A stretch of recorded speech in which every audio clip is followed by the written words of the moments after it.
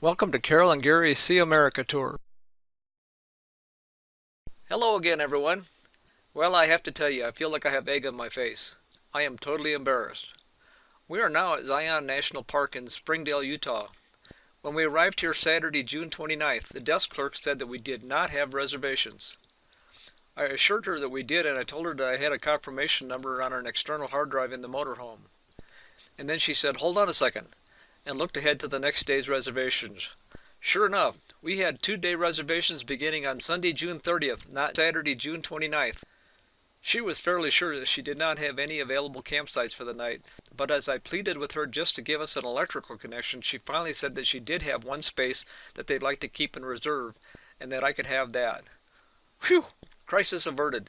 When I looked up our schedule in a spreadsheet that evening, sure enough, we were supposed to stay at Grand Canyon for 3 nights, not 2. We had left a day early. And then when I tried to shut down the laptop after looking up the spreadsheet, the computer locked up. So I eventually turned off the power switch.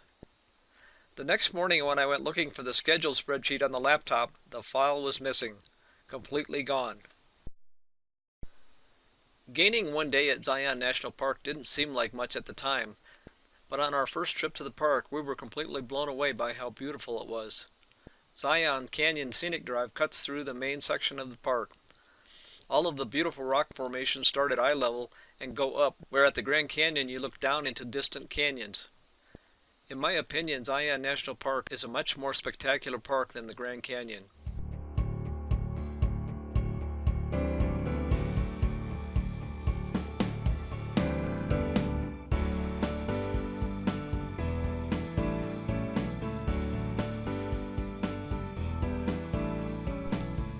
Here we are driving up some switchbacks.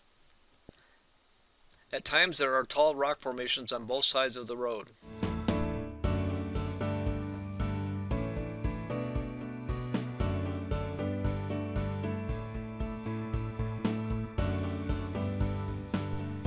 Oh yeah, and there are 2 tunnels, both dug out during the 1930s.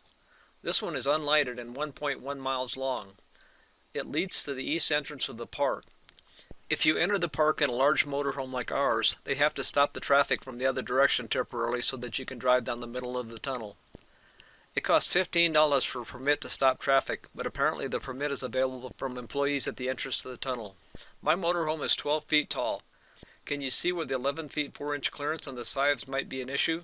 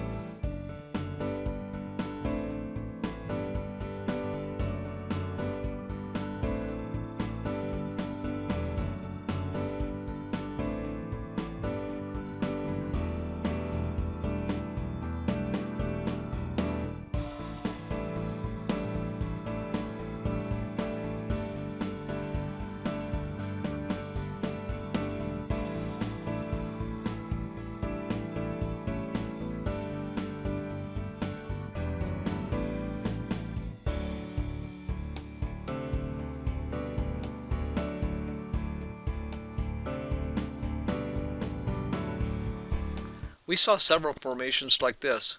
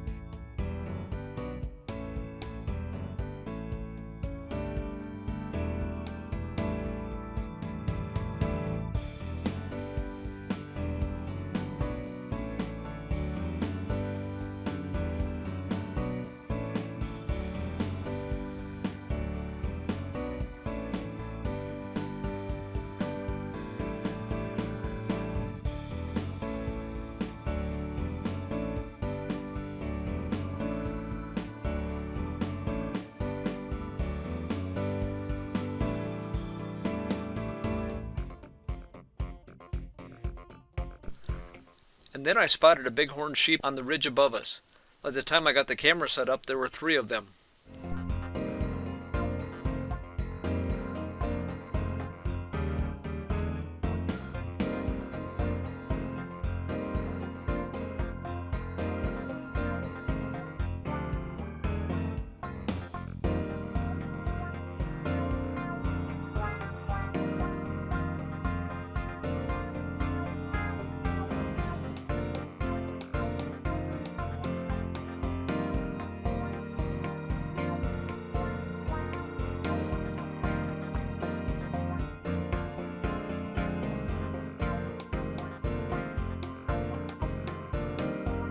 And later we saw several more bighorn sheep.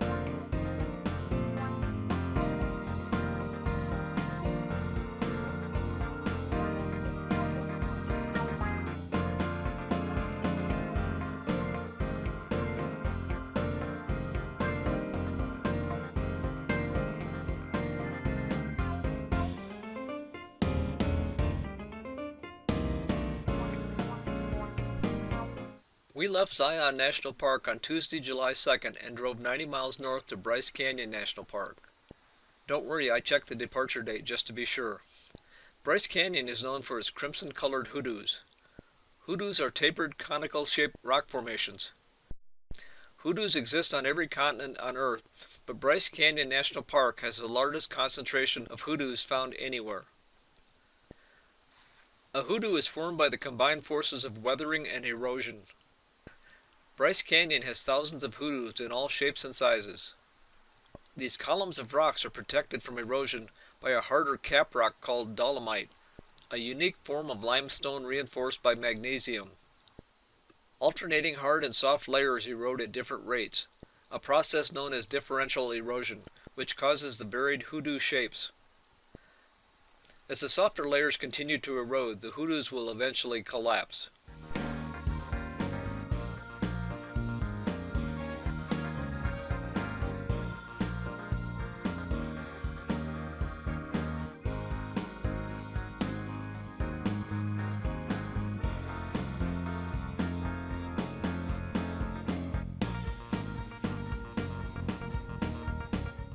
Bryce Canyon is approximately 8,000 feet above sea level, so it was cool overnight. The next morning we decided to leave Jasper in the motorhome so that we could hike one of the easier trails. The trail that Carol chose, because it was the easiest, was the Navajo Loop Trail, which started at Sunset Point and was supposed to be an easy 1.5-mile round trip and could be completed in less than 2 hours. So carrying 2 bottles of water, off we went down the trail. The first section of the trail was a relatively steep set of switchbacks going down. Here we are looking back up the trail as other hikers come down the trail behind us.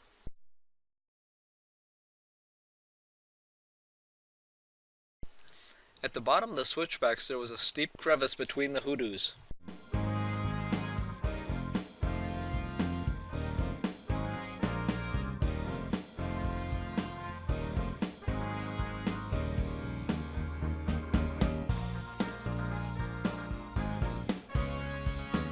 As we continued down the trail, we saw more hoodoos rising high above us.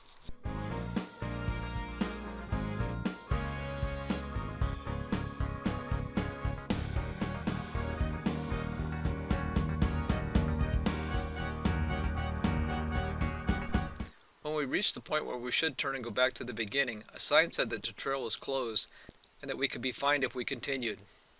We had no choice but to return the way we had come, which meant going back up the steep switchbacks or going straight ahead onto the Queen's Garden Trail, which the literature said was an additional mile and a half and was moderately strenuous.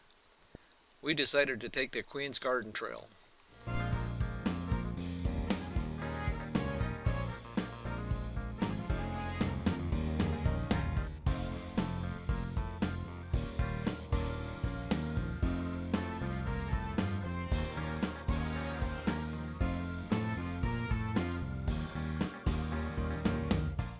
The Queen's Garden Trail was a nice walk for the first half of the trail, but at one point we had to climb a steep incline of more switchbacks. But the walk was beautiful, so we took our time, stopping often to drink water.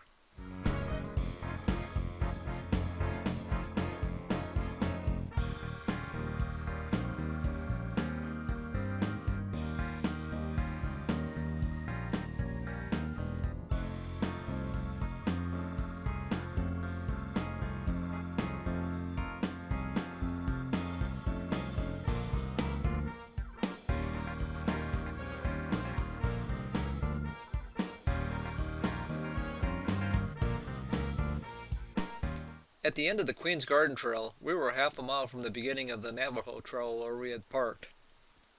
All in all, we estimate that we walked 3.5 miles.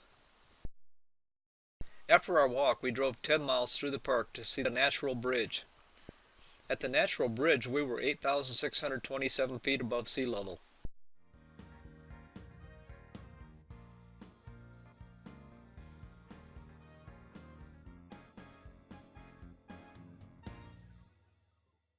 And with that, I'm going to close out this video and get ready for our drive to Salt Lake City tomorrow morning. If you like this video but have not yet subscribed, please do so to be notified of future videos, and as always, feel free to share with your friends. Thanks for watching!